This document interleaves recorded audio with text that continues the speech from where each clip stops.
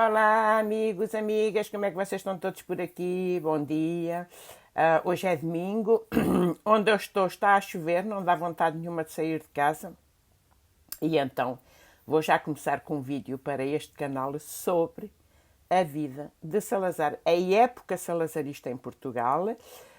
Portanto, eu estou a fazer uma série de vídeos sobre a ascensão de Salazar ao poder, os anos de Salazar, o que se contava e o que se ocultava durante o Estado Novo. E estes meus primeiros vídeos estão baseados numa coleção, estou no primeiro livro da coleção de mais de 30 livros que eu tenho sobre o fascismo em Portugal. Nós estamos ainda nos anos de 1926 a 1932 e os vídeos estão baseados neste primeiro livro da coleção. Portanto, eu ontem acabei o meu vídeo com... ontem fiz um vídeo sobre o que foi o reviralho e eu acabei o vídeo com esse tema que foi a Revolução do 7 de Fevereiro de 1927 em Lisboa. Portanto, está aqui uma fotografia que representa essa tal revolução de... O que é que diz a legenda? 7 de Fevereiro, uma posição de artilharia fiel ao governo do Alto do Parque Eduardo VII junto à penitenciária. Portanto, representa essa tal revolução do reviralho que aconteceu logo no início da época fascista. A gente hoje vai passar para o presidente do Ministério, portanto, que será Salazar. Vocês sabem que Salazar foi convidado para gerir a pasta das finanças em Portugal na altura. E depois, por lá ficou sentadinho no poder, foi subindo e foi ele que começou a comandar tudo e instalou uma ditadura fascista em Portugal.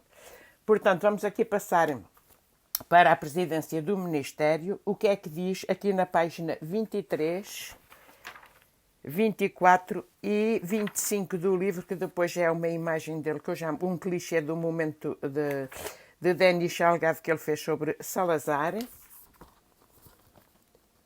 que é bastante conhecida, esta imagem dele, que diz: o ditador Oliveira Salazar toma conta do governo português. O clichê do momento por Denis Salgado, portanto foi fotografado por um certo Denis Salgado. Então vamos lá ver o que é que diz. Isto passou-se em 1931. Portanto, porque Salazar tinha ido para as finanças, foi convidado para as finanças, esteve lá 5 dias, depois, como não lhe davam o que queria, demitiu-se e depois foi chamado outra vez e voltou para nunca mais sair lá até à sua morte.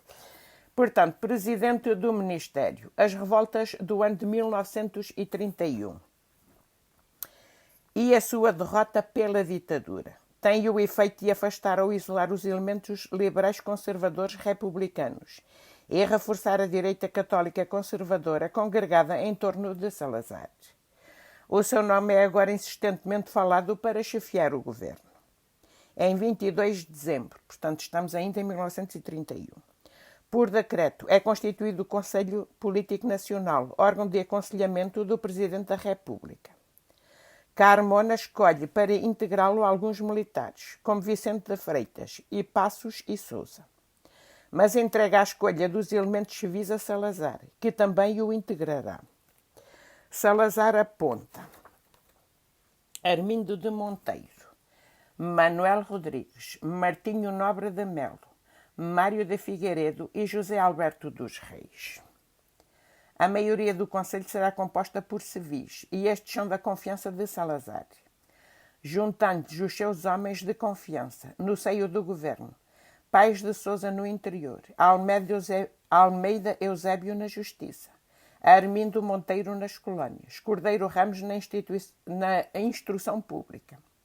Salazar está agora em condições de dar linha política à ditadura e de escolher a fórmula constitucional a adotar. No 27 de abril de 1932, no 4º aniversário da sua tomada de posse como Ministro das Finanças, Salazar recebe a Gran Cruz da Ordem do Império Colonial. No 6º aniversário do 28 de maio, Carmona agradecia com a Gran Cruz da Torre e Espada. O ato reveste-se de um simbolismo especial. Tradicionalmente, a Grande Cruz da Torre e Espada, quando atribuída a civis, está reservada a chefes do governo e ainda assim só após 3 anos de funções. Carmona, portanto, Carmona era o presidente da República da altura, anuncia deste modo o que já se adivinhava. A ditadura vai em breve e pela primeira vez entregar a chefia do governo a um civil, e esse civil é Salazar. No dia 24 de junho, o general Domingos de Oliveira apresenta a demissão do seu governo a Carmona. A 27, reúne o Conselho Político Nacional. O nome de Salazar é o preferido para encabeçar o novo governo. A 29, o presidente encarrega formalmente dessa tarefa. Em 2 de julho, uma nota curta na primeira página sob o título O Momento Político.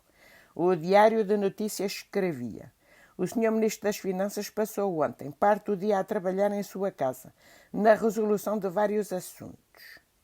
Porém, como apenas pode trabalhar por indicação do seu médico assistente, em períodos curtos e não permitindo o seu estado de cansaço que fala por muito tempo, é provável que a constituição do gabinete demore 1 ou 2 dias.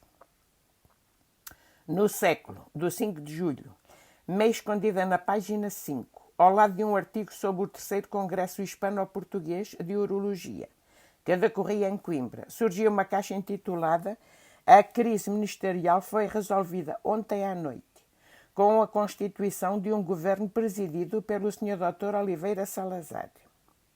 Seguia-se a notícia.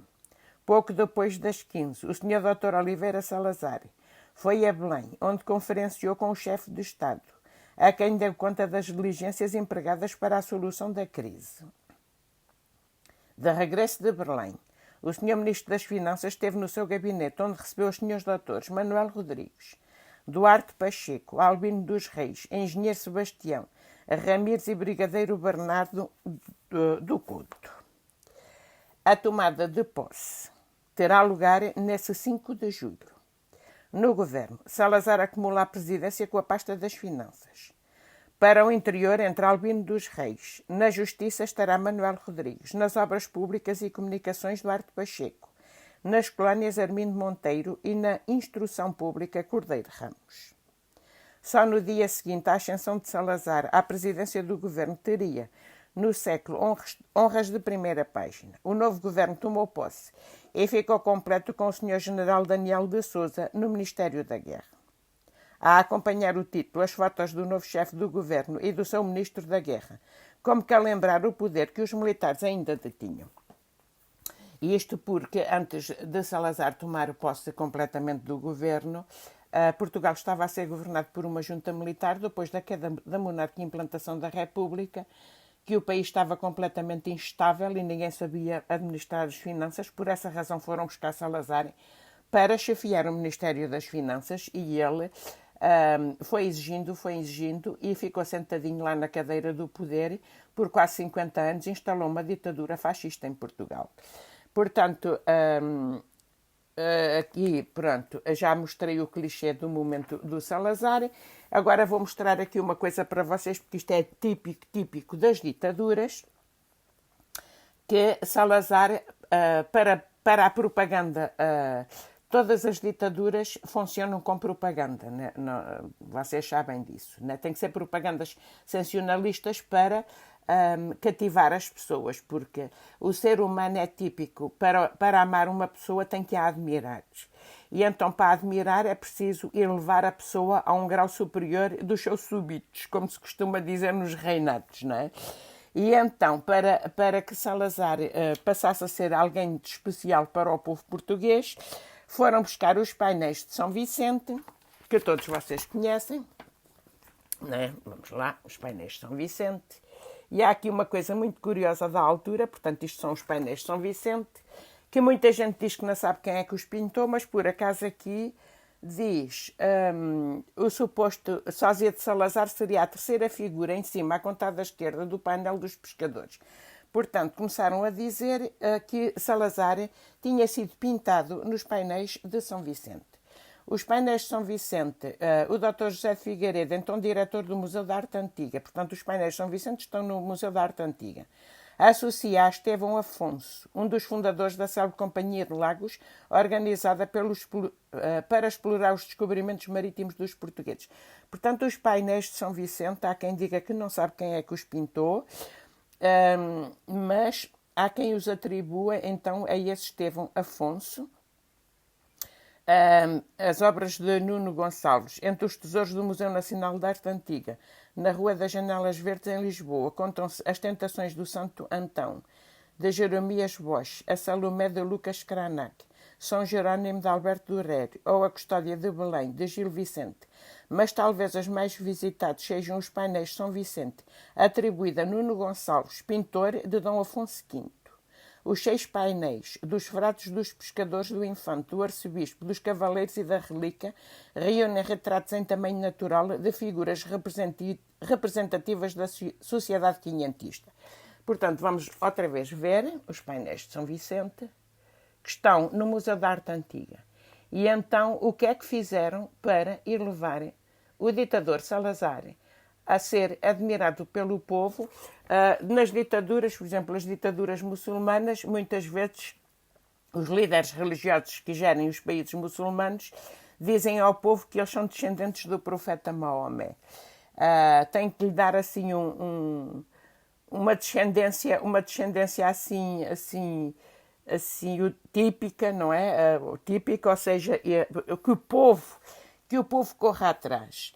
Então começaram a dizer que o Salazar tinha sido pintado nos painéis de São Vicente e que aparece na parte dos pescadores e que seria então este aqui. Vem aqui. Estão a ver ali. Aqui tem os que foram pintados no painéis dos pescadores, nos painéis de São Vicente, no trecho dos pescadores, e começaram a fazer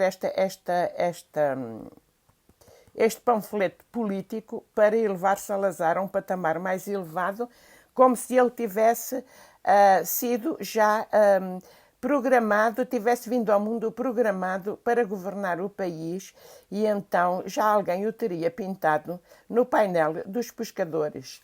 Deixa cá ver o que diz. A expressão de Salazar está nos painéis de Nuno Gonçalves, do Financeiro de 1450 ao Financeiro de 1932. Veja a sensacional descoberta neste número. Portanto, foi mesmo o panfleto de publicidade para elevar Salazar a um patamar superior. Aqui em cima, portanto, temos o Salazar com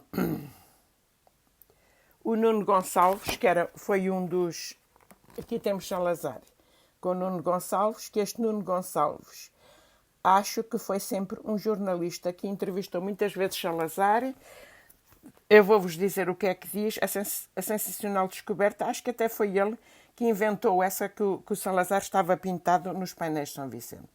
No seu número de 25 de dezembro de 1932, o Notícias Ilustradas anuncia na capa uma sensacional descoberta. A expressão de Salazar está nos painéis de Nuno Gonçalves. Um dos nossos redatores escreve: o articulista descobriu a extraordinária semelhança, aliás fácil de verificar, entre a expressão do Dr. Oliveira Salazar, agora tão extraordinariamente posta em foco pelas sensacionais entrevistas realizadas por António Ferro, e uma figura dos painéis de Nuno Gonçalves. Portanto, este António Ferro, já se ouviu falar deles em mais documentários, a gente ouviu falar muito dele em vários comentários, porque ele entrevistava muitas vezes Salazar para escrever os artigos. Portanto, foi um dos jornalistas, grande defensor da época salazarista e do fascismo em Portugal. Portanto, ele descrevia de uma forma a elevar o ditador a um patamar superior. Se calhar compreendes, porque na altura também não tinham outra hipótese, não eram presos e torturados. Portanto, diz aqui embaixo desta fotografia de Salazar com ele: a sensacional descoberta da edição de Natal de 1932 deu notícias ilustrado das supostas semelhanças entre Salazar e uma figura dos painéis de São Vicente. Foi parte de uma operação de propaganda, gizada por António Ferro, que nesse mês de dezembro publicava uma série de entrevistas promovendo o ditador no Diário de Notícias. Portanto, está aqui.